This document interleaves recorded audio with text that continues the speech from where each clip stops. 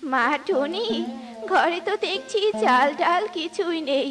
তোকে কালকে এত করে বললাম চাল নিয়ে আসতে, কিন্তু তুই তো আমার কোনো কথাই শুনলি না, খালি হাতেই বাড়ি ফিরে এলি। মা, আমি চাল নিয়ে আসবো কি দিয়ে? আমার কাছে যে কোনো টাকা নেই, তাই তো কালকে চাল নিয়ে আসতে পারিনি। আজ কাজ শেষ করে ফেরার সময় চাল নিয়ে আসবো। তাহলে যে এতক্ষণ আমাদের না খেয়েই থাকতে হবে। মা, তুমি সুখী দিদির ঘর থেকে একটু খাবার ধার করে নিয়ে এসে আজকের দিনটা কাটিয়ে দাও, বাকিটা আমি দেখে নিব।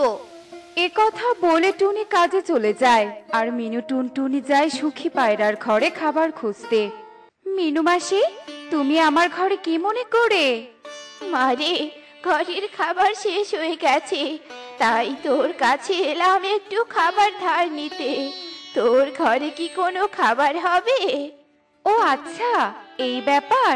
তুমি কোনো চিন্তা করো না, আমি তোমাকে খাবার দিচ্ছি। এরপর সুখী পায়রা মিনু টুনটুনিকে কিছু খাবার দেয়। খাবার নিয়ে মিনু টুনটুনি ঘরে ফিরে আসে, আর এভাবেই বিকেল হয়ে আসে।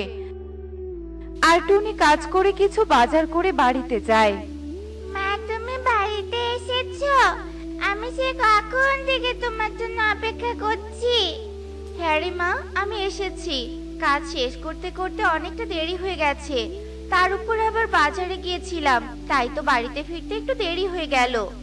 ঠিক আছে রে মা, তুই বাজারের ব্যাগটা আমাকে দে, আর তুই গিয়ে হাত মুখ ধুয়ে আয়। আমি তোকে খাবার খেতে দিচ্ছি, তোকে দিদি ভাইয়ের সাথে এখন গল্প করতে হবে না। আচ্ছা ঠিক আছে মা, হাত মুখ ধুয়ে আসছি আমি। এরপর টুনি হাত মুখ ধুয়ে এসে খাবার খেতে বসে, আর এভাবেই সেই দিন কেটে যায়। আর পরের দিন সকালে কালু কাক অপরিচিত একটা পাখিকে বনে নিয়ে আসে। কালু দাদা, তুমি সাথে করে কাকে নিয়ে এসেছো? এই পাখিকে তো আগে কখনো এই বনে দেখিনি। তুমি কি এই দাদাকে আগে থেকে চিনতে? তুই ঈগল দাদাকে চিনবি কি করে? ঈগল দাদা তো এ বনে নতুন এসেছে, তবে এখন থেকে ঈগল দাদা এ বনেই থাকবে। ঈগল দাদা আর অপরিচিত থাকবে না, বনেই সবাই ঈগল দাদাকে চিনবে। কালু দাদা, তুমি এসব কি বলছো? ঈগল দাদা এখন থেকে এ বনেই থাকবে? ঈগল দাদা কে? কোথা থেকে এসেছে? এসব না জেনে ঈগল দাদা কে বনে থাকতে দেয়া কি ঠিক হবে?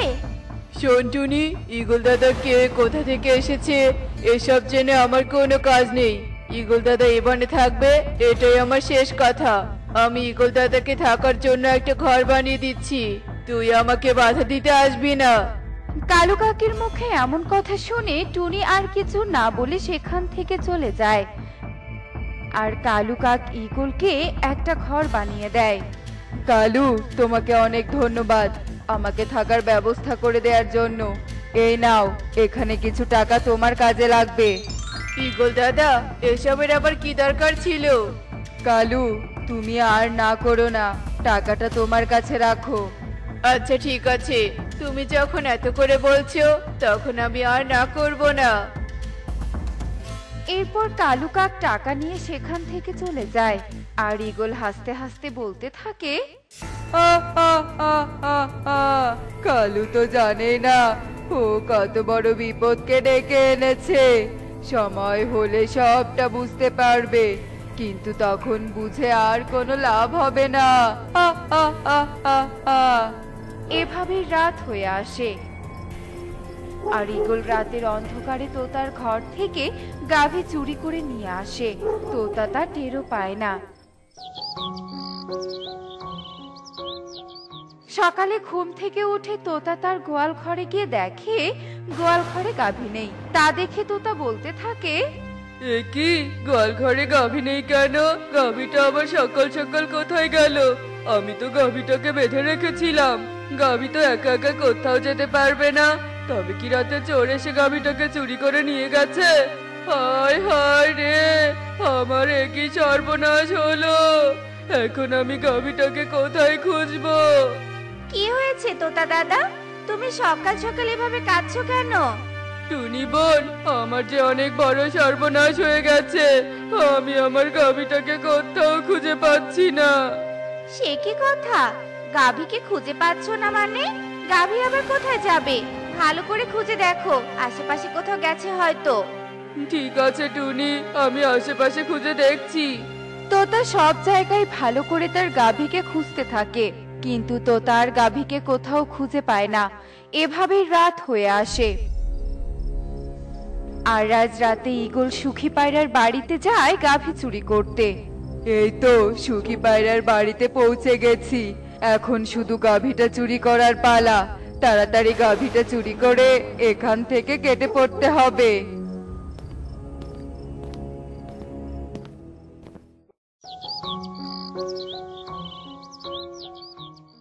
হে কি, আমার গাভী কোথায় গেল? তোতা দাদার মতো চোর এসে আমার গাভীটাও চুরি করে নিয়ে গেল না তো? না, এ হতে পারে না, আমার গাভী। সুখী পায়রা তার গাভীকে না পেয়ে অনেক কাঁদতে থাকে। আর সুখী পায়রার কান্নার আওয়াজ শুনে বনের পাখিরা সুখী পায়রার বাড়িতে আসে। সুখী দিদি, কি হয়েছে? তুমি কাঁদছো কেন? টনি, আজ রাতে আমার গাভীটাও চুরি হয়ে গেছে। কিন্তু এ বনে কে আছে যে এমনটা করছে? আমি তো কিছুই বুঝতে পারছি না। প্রতি রাতে কোনো না কোনো পাখির ঘর থেকে গাভী চুরি হয়ে যাচ্ছে। না না, এর একটা ব্যবস্থা করতেই হবে দেখছি, না হলে চোরের অত্যাচার আরো বেড়ে যাবে। যা করার তা আজ রাতেই করতে হবে। এরপর টুনি একটা বুদ্ধি বের করে আর রাত হওয়ার অপেক্ষা করে। যাদের ঘরে গাভী আছে চোর তাদের বাড়িতে চুরি করতে যাচ্ছে। আর কালু দাদার ঘরেও তো গাভী আছে, তাহলে চোর হয়তো আজ কালু দাদার ঘরে গাভী চুরি করতে যাবে। তাই আমাকেও কালু দাদার বাড়িতে যেতে হবে। না না, আর দেরি করা ঠিক হবে না।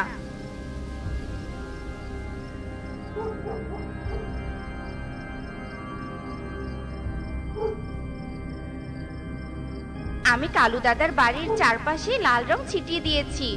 এইবার আসল চোর ধরা পড়বে।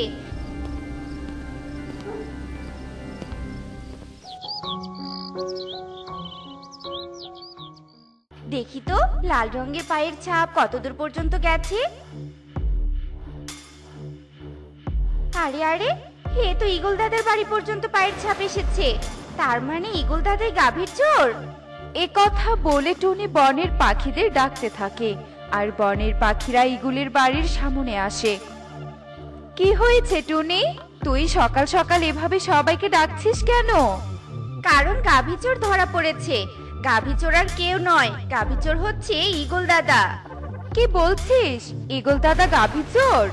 হ্যাঁ, আমি সত্যি বলছি। আমি চোরকে ধরার জন্য কালু দাদার বাড়ির সামনে লাল রং ছিটিয়ে দিয়েছিলাম, যাতে লাল রঙের পায়ের ছাপ দেখে আমি চোরকে ধরতে পারি। আর দেখো দেখো, লাল রঙের পায়ের ছাপ ঈগল দাদার বাড়ি পর্যন্ত এসেছে। হ্যাঁ, তুই ঠিক বলেছিস টুনি, ঈগল দাদাই আসল চোর। আমার গাভীটাও কাল রাতে চুরি হয়ে গেছে। তুই আমাকে ক্ষমা করে দিস টুনি, তোর কথা আমার আগেই শোনা উচিত ছিল। আমি ঈগল দাদাকে এ বনে জায়গা দিয়ে একদম ঠিক করিনি। আমাকে সবাই ক্ষমা করে দাও, আমি আর কখনো এমনটা করব না। আমার ভুল হয়েছে, আমি সবার গাভী ফিরিয়ে দিব, তবুও তোমরা আমাকে শাস্তি দিও না। এরপর ঈগল বনের পাখিদের গাভী ফিরিয়ে দেয়। আর বনের পাখিরাও ঈগলকে ক্ষমা করে দেয়। দেখলে তো বন্ধুরা, বুদ্ধি থাকলে যে কোনো কাজ খুব সহজেই করা যায়। তাই বিপদের সময় মাথা ঠান্ডা রেখে কাজ করা উচিত। এমনই সব মজার মজার শিক্ষণীয় টুনি পাখির গল্প দেখতে আমাদের পাশেই থেকো। আর গল্পগুলো কেমন হয়েছে তা কমেন্টে জানাতে ভুলো না কিন্তু। Bye bye. গোপালপুর গ্রামের দক্ষিণে রয়েছে বড় একটি জঙ্গল। ওই জঙ্গলে পক্ষীকুলের পাশাপাশি অন্যান্য পশুরাও বসবাস করত। ওই বনে দুই বন্ধু থাকতো, কালু আর টোনা। তারা দুজন নামে বন্ধু হলেও মনে মনে একে অপরকে ভীষণ হিংসে করত। টুনি, তাড়াতাড়ি ঝুড়িতে ফল তোলো, ওই কালু বাজারে যাওয়ার আগে আমাকে বাজারে যেতে হবে। আজ আমি বাজারে গিয়ে তাড়াতাড়ি ফল বিক্রি করব। তোমরা তো দুই বন্ধু, দুজনে একসঙ্গে বাজারে গেলেই তো হয়। বন্ধু না চাই, ওই কালু আমার উন্নতি একদম সহ্য করতে পারে না, তাই তো নিজে ধনী হতে চায়।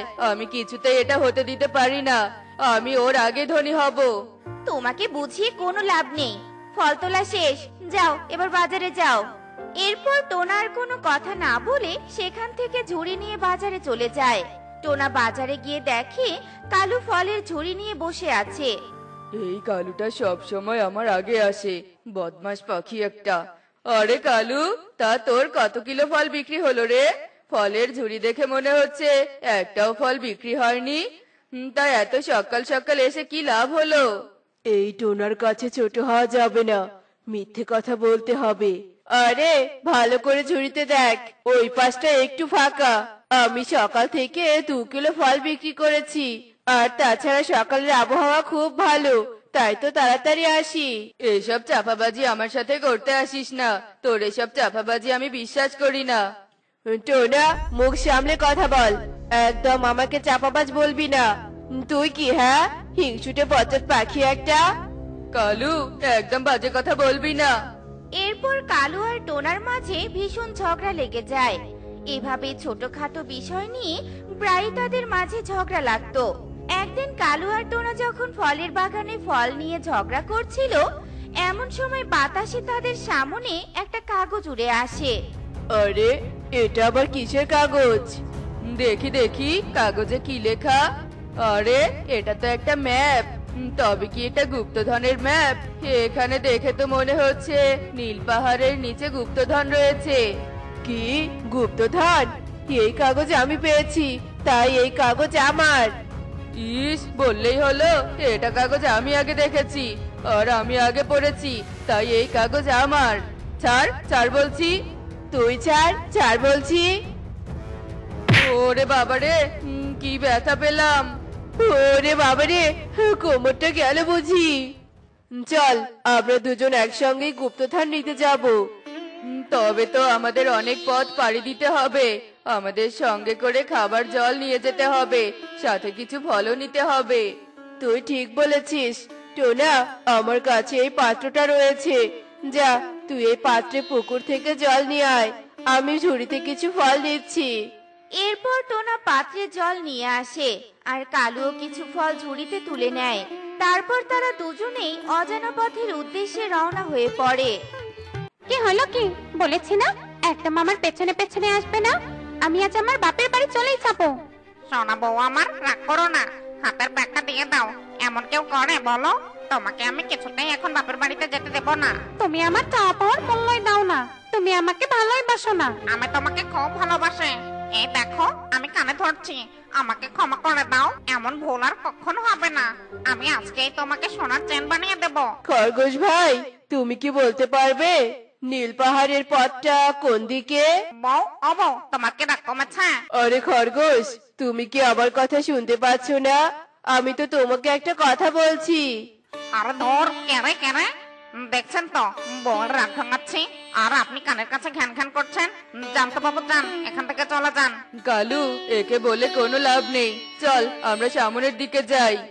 এরপর টোনা আর কালু সামনের দিকে এগিয়ে যায় আর তারা উঠতে উঠতে অনেক ক্লান্ত হয়ে পড়ে। খুব জল তেষ্টা পেয়েছে। কালু, জলের পাত্রটা দে তো, একটু জল খাই।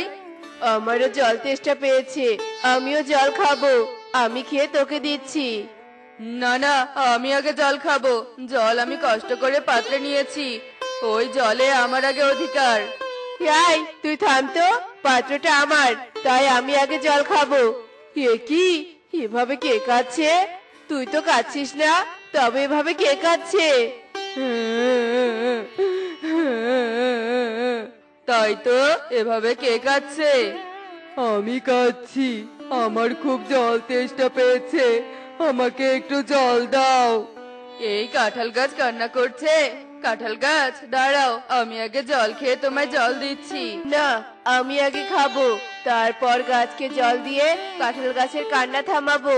এক পর্যায়ে কালু আর টোনার মাঝে জলের পাত্র নিয়ে কাড়াকাড়ি লেগে যায় আর জলের পাত্রটি ছিটকে কাঁঠাল গাছে পড়ে যায়। কাঁঠাল গাছে জল পড়তে কাঁঠাল গাছটি একটি দৈত্যে পরিণত হয়। তা দেখে তো কালু আর টোনা অবাক হয়ে যায়। তোমরা আমাকে জল দিয়ে অভিশাপ মুক্ত করেছো, আমি তোমাদের কাছে ঋণী, তাই আমি তোমাদের দুজনকেই পুরস্কার দিতে চাই। দুজনকে কেন? জল আমার, তাই আপনি শুধু আমাকেই পুরস্কার দিবেন। ওই কালুর ভাগেরটাও আমার। বললেই হলো পাত্র আমার, আর আমি জল দিয়ে দৈত্যের অভিশাপ কাটিয়ে দিয়েছি, তাই সব পুরস্কার আমি একা পাবো। দৈত্য, আপনি আমাকে পুরস্কার দিন। না না, আপনি শুধু আমাকে পুরস্কার দিন। না না, আপনি আমাকে পুরস্কার দিন। চুপ, একদম চুপ। এভাবে ঝগড়া করলে কোনো সমাধান হবে না। আমি তোমাদের দুজনের চাওয়াই পূরণ করব। তবে তুমি আমার চাওয়া পূরণ করো। আমার চাই 2টো রাজপ্রাসাদ, সেই সাথে 50টি ঘোড়া আর 50 বিঘা জমি, সাথে চাই 50 জন দাসী। আর আমি চাই শ্বেত পাথরের 5টি প্রাসাদ, 100টা হাতি, 200 ঘোড়া, 100 বিঘা জমি, 200 দাসী। দৈত্য, আমার চাওয়া এখনো শেষ হয়নি। আমার আরো চাই 2 ঘোড়া স্বর্ণ মুদ্রা, 2টি বড় বড় কারখানা আর 10টি বাংলো বাড়ি। আমারও চাওয়া শেষ হয়নি, আমার আরো চাই 50টি স্বর্ণখচিত প্রাসাদ, হিরে মণিমুক্ত ভরা ঘোড়া। আমার চাওয়া আগে পূরণ করো দৈত্য। বললেই হলো আগে আমার চাওয়া পূরণ হবে। না না, আগে আমার চাওয়া পূরণ হবে। থামো তোমরা, তোমরা তো আবার ঝগড়া শুরু করলে। আচ্ছা ঠিক আছে, এবার যে প্রথম চাইবে আমি তার সব আশা পূরণ করব, আর দ্বিতীয় জন তার দ্বিগুণ পাবে। তবে তো আমি কিছুতেই প্রথমে চাইবো না। টোনা, তুই আগে চা। না না, তুই প্রথমে চা, আমি চাইবো না। দাঁড়া, দেখাচ্ছি মজা। আমাকে প্রথমে চাইতে বলছিস তো, এবার আমি তোকে উচিত শিক্ষা দিব। দৈত্য, আমি চাই তুমি আমার একটি চোখ অন্ধ করে দাও, আর সেই সাথে একটি ডানাও ভেঙে দাও। আচ্ছা, তবে তাই হোক। এরপর দৈত্য কালুর একটি চোখ আর একটি ডানা ভেঙে দেয়, আর টোনার 2 চোখ অন্ধ করে দেয়, আর সেই সাথে তার 2টো ডানাও ভেঙে দেয়। তোরা দুজন সত্যি খুব হিংসুটে। কালু, তুই শুধু হিংসায় বশবর্তী হয়ে টোনার ক্ষতি করতে চেয়ে নিজেরও ক্ষতি করে ফেলেছিস। তোরা দুজন যদি শুরু থেকে এমন হিংসা না করতি, আজ তোদের দুজনকেই আমি ধনী বানিয়ে দিতাম।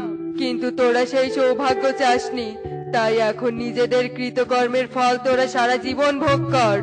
এই বলে দৈত্য সেখান থেকে চলে যায়, আর টোনা আর কালু তাদের এই অবস্থার জন্য আফসোস করতে থাকে।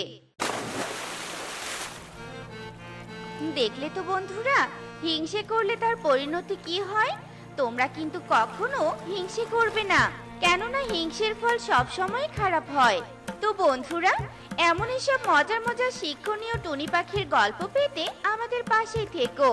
আর গল্পগুলো কেমন হচ্ছে তা কমেন্টে জানাতে ভুলো না কিন্তু। Bye bye.